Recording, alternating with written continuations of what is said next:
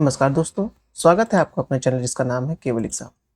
ये हमारा PT 365 polity का जो हम बुक कंप्लीट कर रहे थे, उसका आज ये हमारा चौथा वीडियो होगा, जिसमें हम देखेंगे क्या शहरी स्थानीय निकाय का क्षमता निर्माण। यानी कि हमने पहले जैसे बताया था कि किसी भी हेडिंग को पढ़ने वक्त इतना ध्यान से पढ़ना चाहिए कि हमें पता होना चाहिए कि उस जो हेडिंग लिख रही है, उसके क्या-क्या डायमेंशन हो सकते हैं।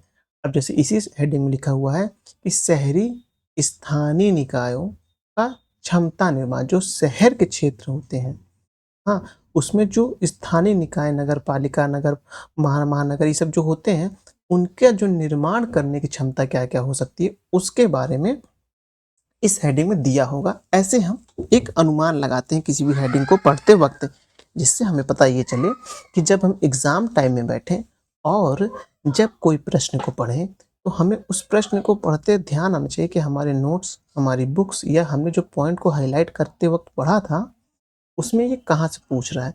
ऐसे में क्या होता है, ऐसे में आपके जो क्वेश्चन को सॉल्व करने की क्षमता होती है, वो 90% इंक्रीज़ हो जाती है। क्योंकि आपको ये ध्यान हो जाता है कि हाँ, भले उस टॉपिक को अच्छे से ध्यान ना लें, लेकिन आपको ये हेडिंग ध्यान आ जाती है कि हाँ, मेरी बुक में ये यहाँ लिखा हुआ था। तो जो सबकॉन्शियस माइंड में जो बैठा रहता है, सही करने का जो एक कहते हैं ना तुक्का, तुक्का नहीं होता है कुछ, सब कुछ परफेक्ट गेस होता है वो। जो इसीलिए गेस हो पाता है परफेक्ट गेस, क्योंकि आप देखेंगे कि आपने कहीं न कहीं उसको पढ़ा हुआ है, तो ही वह क्वेश्चन सॉल्व हो पाता है अच्छे से। तो चलिए स्टार्ट करते हैं। हम ये विज़न मैगज़ीन का जो करंट अफेयर यूपीएससी 2024 के लिए कंप्लीट कर रहे थे, उसमें पॉलिटी का आज ये चौथा वीडियो हम फिर से कंप्लीट करने जा रहे हैं। चलिए प्रारंभ करते हैं, लेकिन उससे पहले अगर आपने अभी तक हमारे चैनल को सब्सक्राइब नहीं किया, सब्सक्राइब कर लीजिए। वीडियो अच्छे लग रहे हैं तो लाइक करिए और अपने सुझाव देने के लिए कमेंट भी करिए। मैं यहाँ फिर दोहरा दे रहा हूँ, मैं यहाँ एक-एक पॉइंट को बहुत अच्छे से पढ़ूँगा, भले ही कितना समय लग जाए। हाँ, जहाँ मुझे लगेगा ये पॉइंट एक्स्ट्रा है, सिर्फ़ पढ़ने के पर्पज़ से इस पीडीएफ में जोड़ दिया गया है, तो उसको मैं स्वैप करूँगा, लेकिन मैं बोलूँगा आपसे कि आप उसको एक बार ज़रूर पढ़िएगा। देखिए, एक बार मैंने पढ़ा दिया, आपको समझा दिया है। अब आप जब विज़न मैगज़ीन की पीटी 365 स्वयं से पढ़ेंगे, तो आपको पता चलेगा कि कहाँ क्या-क्या लिखा हुआ है और इसका मतलब क्या-क्या हो सकता है, और साथ ही साथ कैसे-कैसे क्वेश्चन इसमें बन सकते हैं। तो ये जो सोचने की क्षमता होती है, अपने आप विकसित होने लगती है। तो मैं हर एक चीज़ पढ़ूँगा और जहाँ मुझे लगेगा कि हाँ, यहाँ से प्रश्न बन सकता है या किस तरह के प्रश्न बन सकते हैं, हाँ, तो उसको मैं हाइलाइट करूँगा। ये किस तरह के प्रश्न बन सकते हैं, कहाँ से प्रश्न बनेंगे। कोई मैं यूपीएससी में बैठ के मैंने पेपर सेट नहीं कर रहा हूँ। हाँ, मैंने जो यूपीएससी की परीक्षा दी हुई है या जो मैंने बैक ईयर पेपर को मैंने एनालाइज़ किया है करंट के, उससे मुझे ये पता चलता है कि हाँ, क्वेश्चन किस तरह से तोड़-मरोड़ कर प्रस्तुत किए जा सकते हैं। तो एक बार मैं फिर आपसे कह रहा हूँ, मैं पढ़ा रहा हूँ लेकिन आपको पढ़ना स्वयं से पड़ेगा भी। चलिए प्रारंभ करते हैं। हेडिंग क्या हमने पढ़ी? शहरी स्थानीय निकायों का क्षमता निर्माण के बारे में। आगे देखते हैं। हाल ही में क्षमता निर्माण आयोग ने आवास एवं शहरी कार्य मंत्रालय के सहयोग से शहरी स्थानीय निकायों की क्षमता निर्माण पर एक राष्ट्रीय कार्यशाला का आयोजन किया है, जिसका उद्देश्य पूरे भारत में देखेंगे कि जो अर्बन लोकल बॉडीज की क्षमता विकास की एक गारंटी के दृष्टिकोण को बढ़ावा देता है। देखिए, इसमें 2 तरह के क्वेश्चन बनेंगे।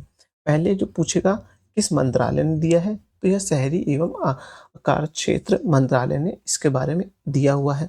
अब बोल देगा या एक कहते हैं योजना पास हो गई है, तो नहीं, एक दृष्टिकोण को लेकर ये प्रश्न बन रहा है कि इसको 1 मिनट रुकिए, हाइलाइट कि ये क्या है जो क्षमता निर्माण स्थायी निकाय का, इसका दृष्टिकोण कैसा होना चाहिए, मतलब इस दिशा में से कि होता नहीं कि हम जब रोड बनाते रहते हैं तो भूल जाते हैं कि नीचे से अंडरलाइन पाइप भी डालना है। इस तरह की गलती ना हो और फिर से रोड ना बने रहे। इस तरह पूरा एक क्षमता निर्माण का दृष्टिकोण होना हमारे पास होना चाहिए कि हम जो काम करने जा रहे हैं उसके उपरांत और क्या काम आ सकते हैं। अब आगे देखते हैं, अन्य संबंधित तथ्य देखते हैं। यह कार्यशाला में 3 मुख्य पहलुओं की शुरुआत की घोषणा की गई है। शहरी एवं क्या मंत्रालय का, 1 मिनट रुकिए। आवास एवं शहरी कार्य मंत्रालय, आवास एवं शहरी कार्य मंत्रालय की क्षमता को बढ़ाने के लिए वार्षिक क्षमता योगदान है। 6 अर्बन लोकल बॉडी के लिए पायलट आधार पर एक वार्षिक क्षमता निर्माण योजना है, जो आप देखेंगे कहाँ-कहाँ है? अहमदाबाद, भुवनेश्वर, मैसूर, राजकोट, नागपुर और पुणे। आपको सिर्फ इसमें ये ध्यान रखना है कि ये शहर का नाम याद रखना है और साथ ही साथ याद रखना है कि करंट में ये एक क्षमता निर्माण दृष्टिकोण है और ये हो सकता है इसे बोल दे कि बॉम्बे, दिल्ली इन सब के बारे में बोल दे, नहीं, ध्यान रखिएगा अहमदाबाद, भुवनेश्वर, मैसूर, राजकोट, नागपुर और पुणे की बात हो रही है। बाकी इसको मैं पढ़ लेता हूँ लेकिन कुछ खास इसमें नहीं है। फिर देखेंगे अर्बन लोकल बॉडी के लिए क्षमता निर्माण योजना तैयार करने हेतु व्यापक टूलकिट है। इसका उद्देश्य अर्बन लोकल बॉडीज की समृद्धि और विकास में मदद करने के लिए आवश्यक आवश्यक संसाधन उपलब्ध कराना है। अब देखते हैं क्षमता निर्माण आयोग के बारे में। उत्पत्ति देखते हैं। इसका गठन 2021 में भारत के राजपत्र में प्रकाशित एक अधिसूचना से जारी किया गया है। सीबीसी के बारे में क्या है? इसमें एक स्वतंत्र निकाय के तैयार पर गठित किया गया है। आयोग को पूरी तरह से कार्यकारी और वित्तीय स्वायत्तता प्राप्त है।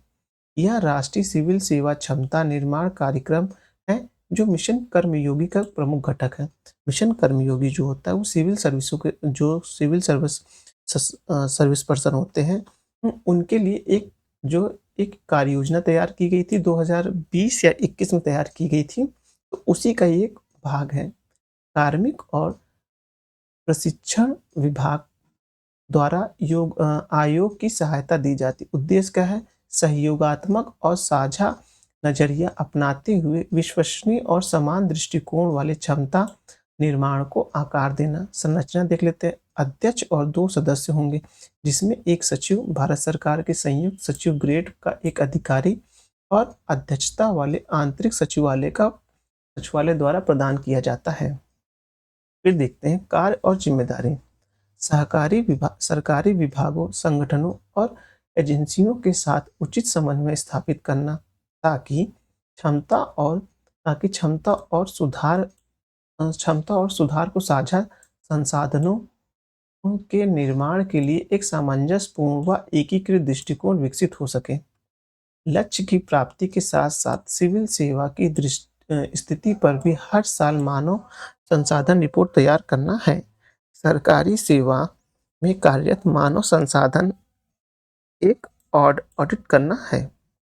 अब आगे इसके देखते हैं कि शहरी स्थानीय जो निकाय है उनके बारे में जो एक बेसिक कॉन्सेप्ट है उसको देख लेते हैं। क्या है ये? अर्बन लोकल बॉडी लघु आकार वाले स्थानीय निकाय होते हैं।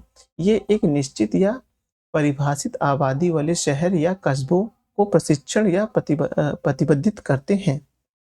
शहरी शासन स्थानीय सरकार संविधान के राज्य सूची की प्रविष्टि में 5वें विषय पे है। बस इतना ध्यान रखना है। उसके बाद देखेंगे राज्य सूची का विषय होने के कारण लोकल अर्बन बॉडी का प्रशासनिक ढांचा और कानून अलग-अलग राज्यों में अलग-अलग होता है। ये इंपॉर्टेंट है। हो सकता है इसमें बोल दे कि सभी राज्यों में एक जैसा होता है, लेकिन नहीं, ये राज्य सूची का विषय है लोकल अर्बन बॉडी, तो इसलिए सबके दिशा निर्देश अलग-अलग होंगे। 74वें संविधान संशोधन अधिनियम 1992 के तहत शहरी स्थानीय सरकारों को औपचारिक रूप से सरकार के तीसरे स्तर के रूप में मान्यता दी गई है, जो कि आपको पता है। 73वें में देखेंगे तो आप पंचायती राज था, 74 के लिए आप देखेंगे तो वो लोकल अर्बन बॉडीज के लिए, मतलब कि जो शहरी निकाय है उनके लिए था। अब देखेंगे 74वें संविधान संशोधन अधिनियम में 3 प्रकार के लोकल अर्बन बॉडीज के गठन का प्रावधान है। पहला देखेंगे नगर पंचायत, जिसमें देखेंगे कि ग्रामीण क्षेत्रों से शहरी क्षेत्रों में परिवर्तित हो रहे क्षेत्रों के लिए है। यानी कि जो अभी पहले गांव थे और अब वो शहर के लिए डेवलप हो रहे हैं, तो वहाँ नगर पंचायत होगी। फिर देखेंगे नगर पालिका परिषद, ये छोटे शहरी क्षेत्रों के लिए होता है जो कि ग्रामीण से नगर की श्रेणी में आ गए लेकिन उनका आकार छोटा है, तो नगर पालिका परिषद कहलाता है। अब आएगा उसके बाद नगर निगम। नगर निगम वो होते हैं जो बड़े शहरी क्षेत्र होते हैं, वो नगर निगम में आते हैं। जैसे कि आप देखेंगे कि लखनऊ हो गया, प्रयागराज हो गया, अहमदाबाद हो गया, सूरत हो गया, और बेंगलुरु हो गई, ये सब क्या है? ये सब बड़े क्षेत्र हैं, बड़े शहरी क्षेत्र हैं, तो ये नगर निगम में आएंगे। अब देखेंगे लोकल लोकल अर्बन बॉडीज के क्षमता निर्माण हेतु किए गए उपाय क्या क्या हैं। पहला देख लेते हैं राष्ट्रीय शहरी डिजिटल मिशन, जो आप देखेंगे MOHU यानी कि शहरी एवं कार्य मंत्रालय ने 2021 में एक मिशन की शुरुआत की थी। यह मिशन शहरी स्थानीय निकायों में नागरिक केंद्रित डिजिटल क्रांति लाने पर आधारित थी। इसका उद्देश्य देश में डिजिटल गवर्नेंस की एक रूपरेखा प्रदान करने के साथ-साथ साझा डिजिटल अवसंरचना तैयार करना है। यह रूपरेखा 3 स्तंभों यानी कि 3 पिलर्स अर्थात व्यक्ति, प्रक्रिया और प्लेटफ़ॉर्म यानी कि पीपल, प्रोसेस और प्लेटफ़ॉर्म को ध्यान में रखती है। इस मिशन ये ध्यान रखिएगा 3P याद रखिएगा। इस मिशन को संचालित करने का कार्य national institute for urban affair को सौंपा गया था। National institute of urban affair की स्थापना 1976 में हुई थी। ये एक जो आपका जो आपका बेसिक से क्वेश्चन उठाएगा वहाँ के प्रश्न बन सकते हैं। यह शहरी उसके बाद देखेंगे, 1 मिनट रुकिए। यह शहरी विकास एवं प्रबंधन हेतु अनुसंधान, प्रशिक्षण और सूचना प्रसार के लिए कार्य स्तर एक प्रमुख संस्थान है। म्युनिसिपल बॉन्ड के बारे में देखते हैं। ये भारत में नगर निगम और अन्य संबंधित निकायों द्वारा धन जुटाने के लिए जारी किए जाने वाला वित्तीय लिखित कहते हैं इंस्ट्रूमेंट है होते हैं। मतलब कैसे समझिए कि म्युनिसिपल क्षेत्र को अपने यहाँ कुछ कार्य करना है, कुछ सड़क बनवाना है, कुछ भी कार्य करना है जिससे बाद में हम उससे पूंजी प्राप्त कर सकें, यानी कुछ ऐसा व्यय करना है जो पूंजीगत व्यय होते हैं। तो उसके लिए क्या करती है, म्युनिसिपल एक बॉन्ड निकालती है। जैसे शेयर मार्केट में कंपनियां अपना बॉन्ड देती है ना, कि बॉन्ड बेचने के बदले वो कुछ पैसे इकट्ठे करती है और अपना कार्य करती है, और उसके बाद क्या होता है, उस बॉन्ड पे जो ब्याज राशि लिखा होता है, उस ब्याज राशि के अनुसार जो समय सीमा के अनुसार उसको भुगतान कर दिया जाता है जो ग्राहक होते हैं। तो वैसे ही म्युनिसिपल बॉन्ड होता है जो अपने प्रगति के लिए बॉन्ड निकालता है, जिसमें आप देखेंगे कि एक निश्चित समय रहता है, साथ ही साथ कुछ उसमें कुछ अतिरिक्त मुद्राएं देने की बात होती है जो ब्याज की दर पे दी जाती है। तो यही वो बॉन्ड है। अब देखेंगे नगर पंचायत उपबंध अनुसूचित क्षेत्रों पर विस्तार अधिनियम 1996, यानी कि आप देखेंगे एक अधिनियम 1996 का है जो पंचायती उपबंध से संबंधित है, उसके बारे में है। हाल ही में झारखंड सरकार ने पेशा अधिनियम से जुड़ने के नियमों के ड्राफ्ट को सार्वजनिक परामर्श के लिए जारी कर दिया है। पंचायतगत उपबंध अनुसूचित क्षेत्रों पर विस्तार अधिनियम या पेशा अधिनियम 1996 के बारे में। पेशा अधिनियम को वर्ष 1996 में अधिनियमित किया गया था। यह दिलीप सिंह भूरिया समिति की सिफारिश पर आधारित है।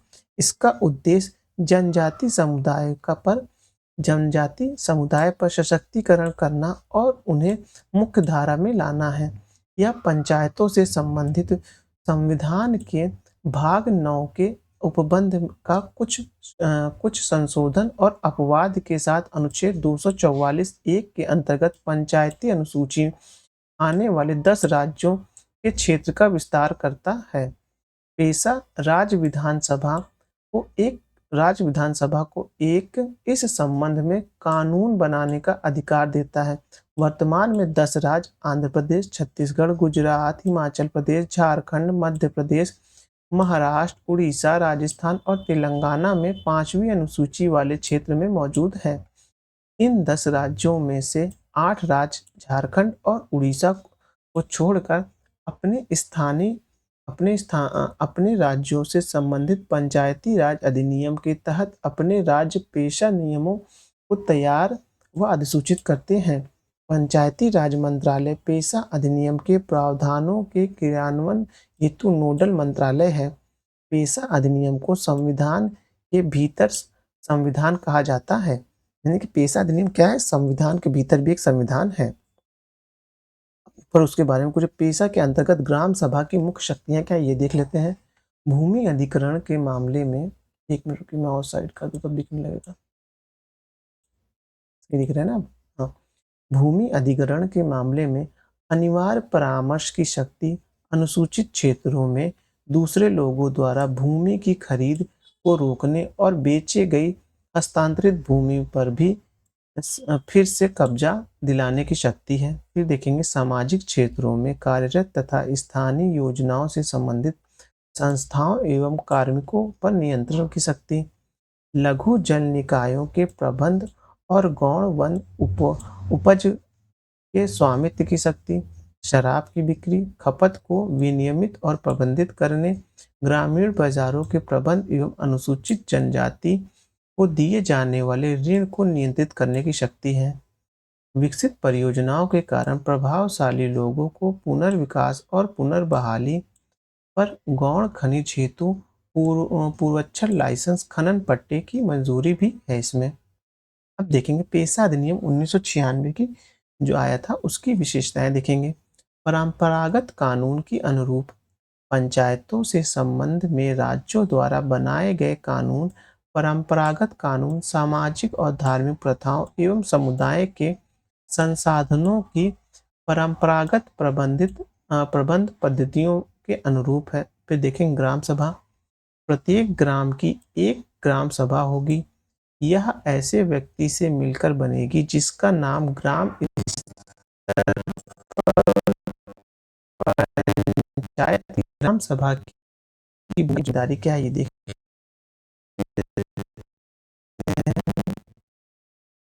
ग्राम सभा गांव के सभी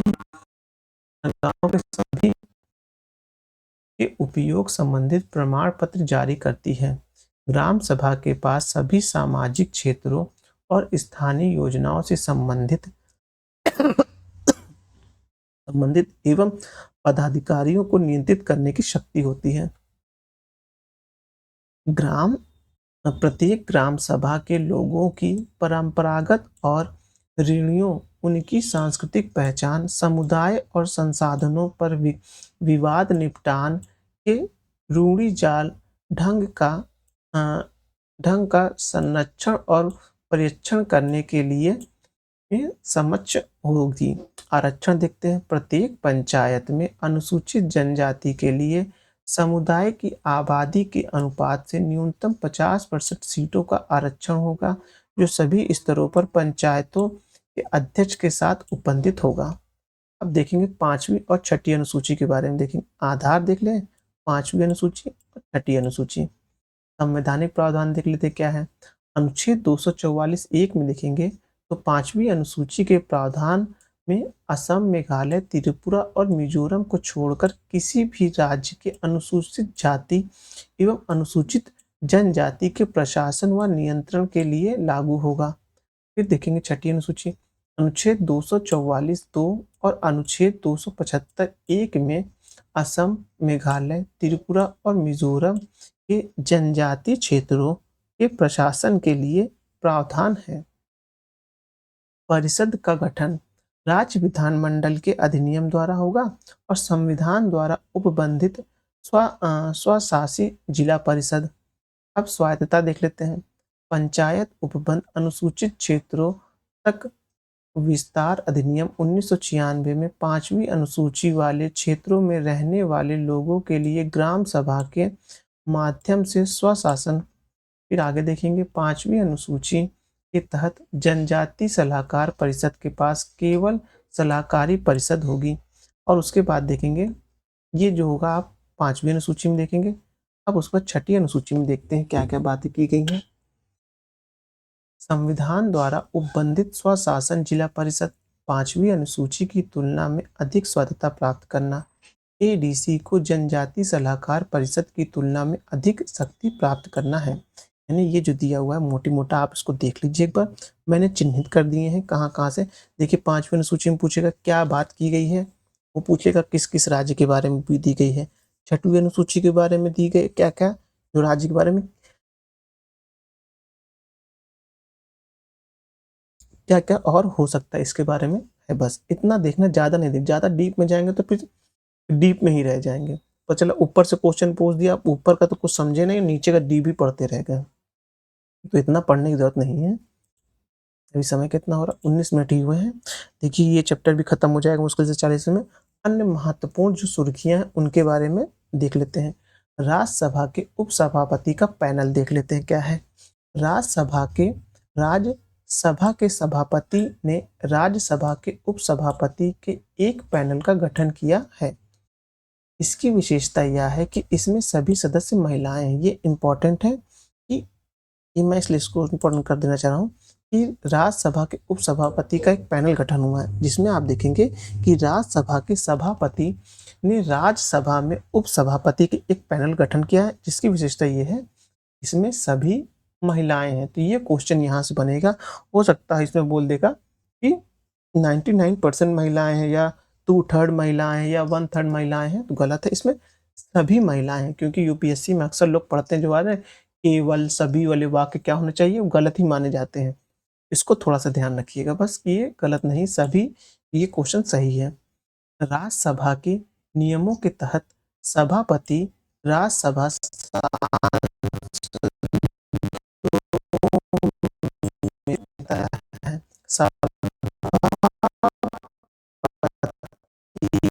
या उपसभापति की अनुपस्थिति ना भाव।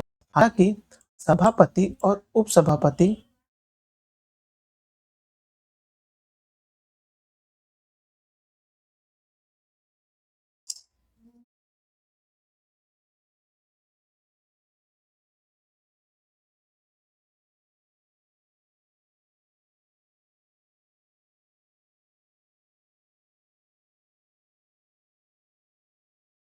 सॉरी 1 मिनट रुक गया था, आगे देखते हैं।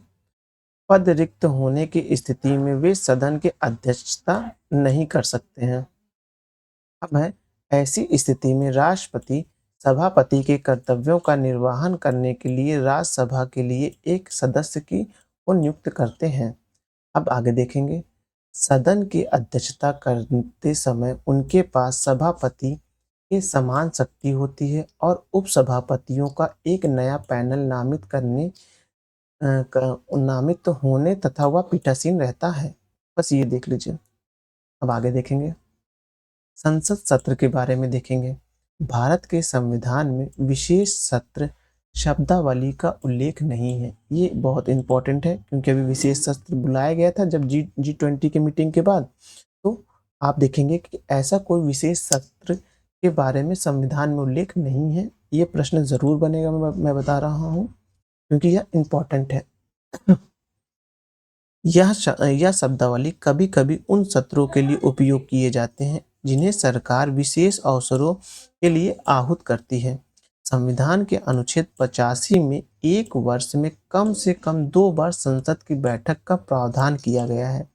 हालांकि इन 2 सत्रों के बीच 6 माह से अधिक का अंतराल नहीं होना चाहिए। परंपरा के अनुसार, इसको मैं एक्सप्लेन करूंगा, पूरा पढ़ दूं। परंपरा के अनुसार संसद में एक वर्ष में 3 सत्र होते हैं। हालांकि उपयुक्त प्रावधान संसद को अधिक सत्र आहूत या बुलाने करने से रोकता नहीं है। इन्हें अतिरिक्त सत्र को विशेष सत्र कहते हैं। कुल मामला आप समझिए। आर्टिकल 85 में कहा गया, बहुत इंपॉर्टेंट है, 2021 का प्रीलिम्स उठा कर देखेंगे, उसमें प्रश्न बना है कि वर्ष में 3 बार कहते हैं सत्र को बुलाना आवश्यक है, जो कि गलत था। लिखा यह है आर्टिकल 25 में कि आपको साल भर में कम से कम 2 बार सत्र को बुलाना है, यानी 2 बार तो बैठक होनी ही होनी है। ये लिखा है कम से कम, अधिकतम नहीं लिखा है। अधिकतम आप कितनी बार भी कर सकते हैं। आप देखेंगे एक सत्र चलता है मानसून सत्र, दूसरा चलता है शीतकालीन सत्र, फिर चलता है बजट सत्र। देखेंगे जब बजट वो तो अतिरिक्त हो जाता है, लेकिन उसके ऊपर उल्लेख नहीं इसमें बता रहा, कहीं पास भी उल्लेख नहीं आप कितनी बार बुला सकते हैं। और आप जब 2 बार से ज्यादा बुलाते हैं तो उस सत्र को हम विशेष सत्र कहते हैं।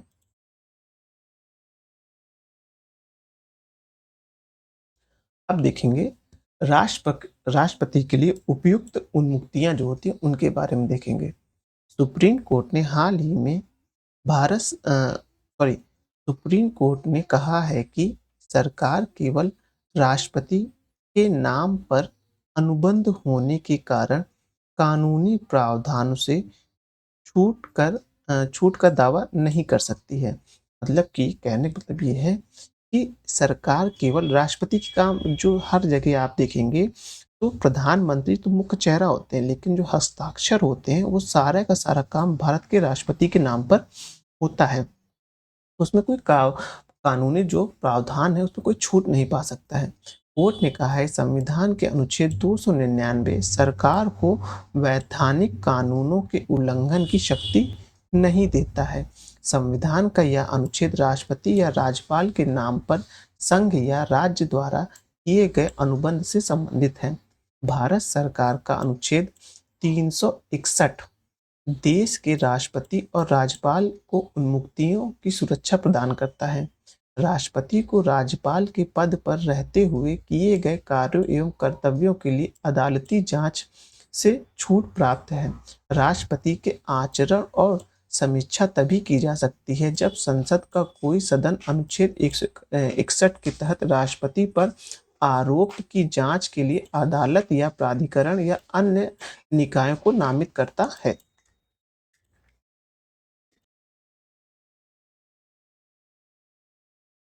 अब देखेंगे आगे उसके कि नियम 176 और नियम 267 के बारे में देखने जा रहे हैं कि राज्यसभा की प्रक्रिया और संचालन नियम के अनुसार नियम नंबर 267 किसके लिए है? राज्यसभा सदस्यों को सभापति की मंजूरी से सदन के पूर्व निर्धारित एजेंडे को निलंबित करने की विशेष शक्ति प्रदान करता है। और नियम नंबर 176 देखेंगे तो किसी विशेष मुद्दे पर अल्पकालीन चर्चा की अनुमति देता है और 2.5 घंटे से अधिक नहीं होना चाहिए। देखिए, जब आप देखें मणिपुर का केस आया था पिछले साल, मणिपुर जब काफी ज्यादा हिंसा हुई थी, तो नियम नंबर 176 और आप देखेंगे 267 जो है वो कहते हैं काफी चर्चा में था।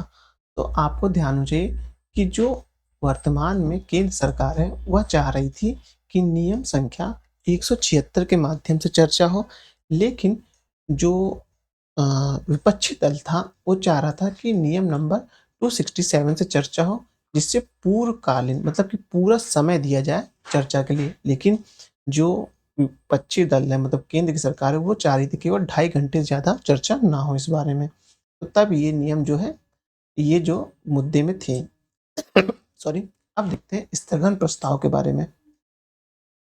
स्थगन प्रस्ताव को केवल लोकसभा में अवलंबनी लोक महत्व के किसी निश्चित मामले पर सदन पर ध्यान आकर्षित करने के लिए प्रस्तुत किया जाता है। इस प्रस्ताव को सदन के अध्यक्ष की सहमति से ही पेश किया जाता है। मतलब कि स्थगन प्रस्ताव ये होता है कि काम रोको और किसी विशेष मुद्दे पर चर्चा के लिए होता है, और यह देखेंगे आप अध्यक्ष की सहमति जब मिलती है तभी ये संभव है, अदरवाइज नहीं होता है। उसके बाद देखेंगे इसे स्वीकारने के लिए 50 सदस्यों के समर्थन की आवश्यकता होती है। ये सब बेसिक है, आपको पता होना चाहिए। इससे सरकार के खिलाफ निंदा का तत्व शामिल होता है और इसलिए राज्यसभा को इस सदन का उपयोग करने की अनुमति नहीं है। और ये देखेंगे आप राज्यसभा में नहीं होता है स्थगन प्रस्ताव, किसमें आता है? केवल लोकसभा में आता है। इसी स्थगन प्रस्ताव पर चर्चा कम से कम 2 घंटे और 30 मिनट तक चलनी चाहिए, मतलब 2.5 घंटे का एक समय होता है। अब देखेंगे अधीनस्थ विधान या प्रत्यायोजित विधान। राज्यसभा के अधीनस्थ विधान संबंधित समितियों ने मंत्रालय द्वारा विभिन्न अधिनियमों के तहत नियम बनाने में देरी शीर्ष एक रिपोर्ट जारी की है। हाँ, विधायिका के अधीनस्थ अधीनस्थ प्राधिकारों द्वारा बनाए गए कानूनों को अधीनस्थ अधीनस्थ विधान कहते हैं। अधिकांशतः अधिनियम अधिनियम, नियम, विनियम, उपनियम आदि बनाने की शक्ति अधीनस्थ प्राधिकारों को सौंपते हैं, जैसे कार्यपालिका। अधीनस्थ विधान या कानून की आवश्यकता क्यों? अधिनियम के पास कानून बनाने के अलावा उससे जुड़े नियमों और विनियमों को बनाने के लिए बहुत अधिक समय नहीं होता है। ऐसे में अधीनस्थ विधान के निर्माण में अधीनस्थ प्राधिकरणों की भूमिका का व्यवहारिक जरूरत पड़ती है। विशेषज्ञों और टेक्नोक्रेट कानून के ढांचे में रहते हुए अधीनस्थ विधान की मदद से जानकारी प्रदान करती है, विशेष रूप से कानून के नए उभरते क्षेत्र जैसे डेटा सुरक्षा आदि में मददगार करता है। मतलब कुल मिला के ये जो अधीनस्थ कानून होते हैं, या अभी आप देखेंगे कि विशेष मतलब कि ये कोई मतलब कि पार्लियामेंट पे बहुत ज़्यादा मतलब चर्चा के मुद्दे नहीं होते। इनको जो है कोई एक विशेष समिति द्वारा उठाया जाता है, बस इतना इसमें जान लीजिए। आगे बाकी आप पढ़िएगा, खुद से समझिएगा, लेकिन जो मेन मुद्दे हैं वो मैं इसमें डिस्क्राइब करने जा रहा हूँ। आप देखेंगे संसद की सुरक्षा में सेंध, आपको पता होगा कि कुछ नवयुवक लोग कहते हैं संसद में सेंध लगा के वहाँ पहुँच गए थे और नारेबाज़ी किए थे और कुछ ऐसे पटाखे मेरे ख़्याल से कुछ ऐसे था जो उससे कलर छूट रहा था। तो उस वज़ह से इसमें जो बहुत ज़्यादा चर्चा में मुद्दा मुद्दा आ गया था। हाल ही में संसद की सुरक्षा में सेंध लगाई गई, जहाँ आरोपी विज़िटर पास जो मतलब कहते हैं विज़िट पास होता है, कहीं आप कहीं जा रहे हैं किसी भी संस्था में किसी देर के लिए, ऐसे कोई आप स्कूल में एडमिशन कराने जा रहे हैं या किसी बच्चों लेने, तो आपको वहाँ विजिटिंग कार्ड मतलब आपको विजिट करने के लिए एक विजिटर रजिस्टर होता है, उसमें एंट्री करनी पड़ती है और एक विजिटर का कार्ड भी दिया जाता है। तो ये वही है विजिटर पास का। लोकसभा में घुस गए, वहां पर उन्होंने नारेबाजी लगाते हुए पीले धुएं छोड़ने वाली गैसों को कहते फैन फेंके। उसके बाद देखेंगे प्रतिबंधित पहुँच, लोकसभा की प्रक्रिया और कार्य संचालन नियम में गैर सदस्यों के प्रवेश, वापसी व निष्कासन के प्रावधान करता है। अब इसके उत्पन्न किया गया है कि लोकसभा अध्यक्ष जब जब भी उचित समझे सदन के किसी भी हिस्से में गैर सदस्यों को सदन से निष्कासित करने का आदेश दे सकता है। यानी जो अध्यक्ष होता है वह डिसाइड करेगा किसको सदन में आना है और किसको गैर मतलब कौन से गैर सदस्य हैं जो जनता दरबार के दौरान खड़क देखते हैं रिपोर्टर, तो उनको आना है कि नहीं आना है, ये डिसाइड कौन करेगा? ये अध्यक्ष डिसाइड करते हैं। संसद में आने वाले आगंतुकों को सांसदों की सुरक्षा मंजूरी की जरूरत होती है। मतलब कि जो लोग आएंगे उनको देखने, उनको सांसदों की एक मंजूरी की आवश्यकता होती है। अब सरपंच पति के बारे में देखेंगे।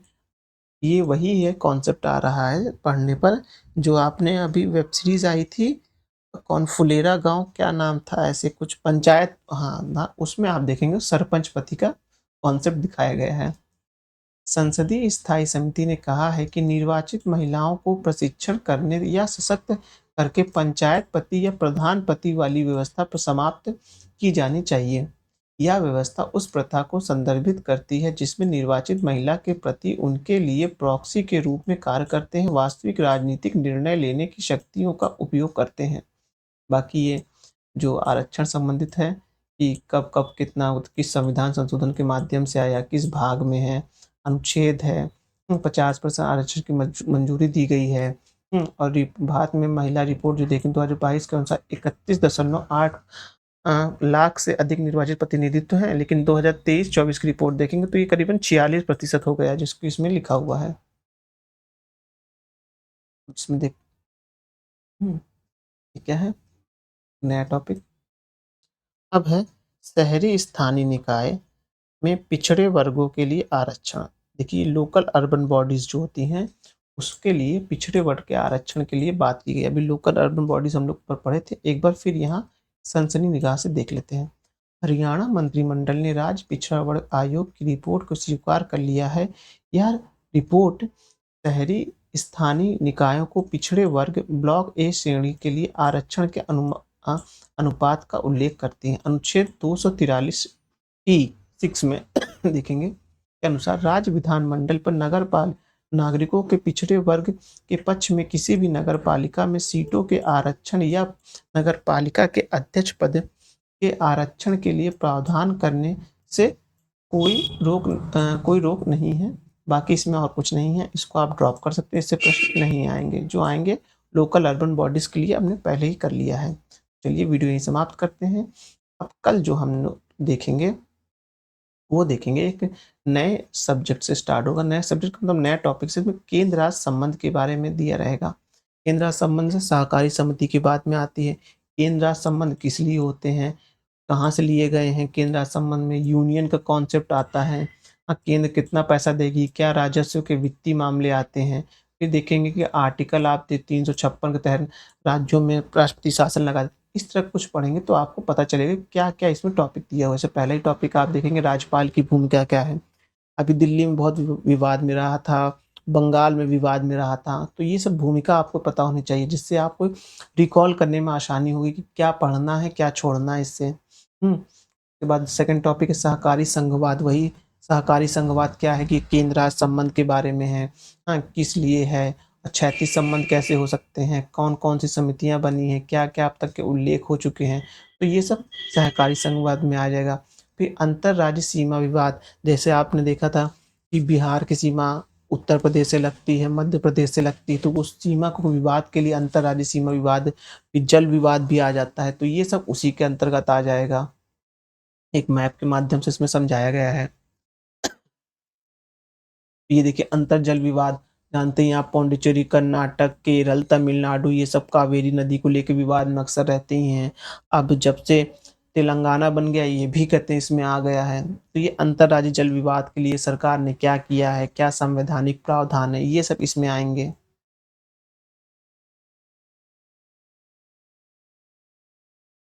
हो गया क्या ये वाला टॉपिक? फिर देखिए नया टॉपिक आ जाएगा न्यायपालिका। तो कल हम लोग ने देखेंगे कि हम कोशिश करेंगे एक वीडियो में ही पूरा हम कहते हैं अंतर्राज्यीय मतलब कि राज्य और केंद्र के संबंध को कंप्लीट कर दें, क्योंकि ज़्यादा बड़ा टॉपिक नहीं है, 8-10 पेज में है, खत्म कर देंगे। इसमें ज़्यादा वो दिक्कत की बात इसमें नहीं। चलिए तो वीडियो यहीं समाप्त करते हैं, लेकिन अगर आपको मेरे इस समझाने का तरीका पसंद आया तो लोगों को शेयर ज़रूर करिएगा अपने दोस्तों को ये वीडियो। और मेरा चैनल अच्छा लग रहा है तो उसको लाइक करिए, क्योंकि मैंने इसमें और भी काफ़ी चीज़ कंप्लीट करवाई हुई हैं। जैसे मैंने यूपी पीसीएस से लेके मैंने 1-1 घंटे, डेढ़-डेढ़ घंटे में हर सब्जेक्ट को टच किया हुआ है, यूपी पीसीएस और आरओ को रिलेटेड किया हुआ है।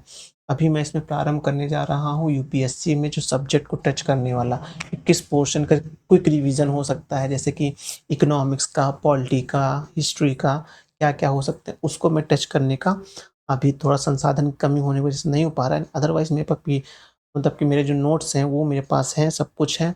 उनको बस क्या कहते हैं, उनको टाइप करना है या तो कुछ ऐसे स्लाइड बनाना है, तो उसी में थोड़ा देर लग रही है। अदरवाइज़ वो भी मैं स्टार्ट करने वाला हूँ। तो चलिए, मैं वीडियो यहीं समाप्त करता हूँ, लेकिन आप लोग मेरे चैनल को सब्सक्राइब करिएगा, वीडियो को शेयर करिएगा, लाइक करिएगा। धन्यवाद।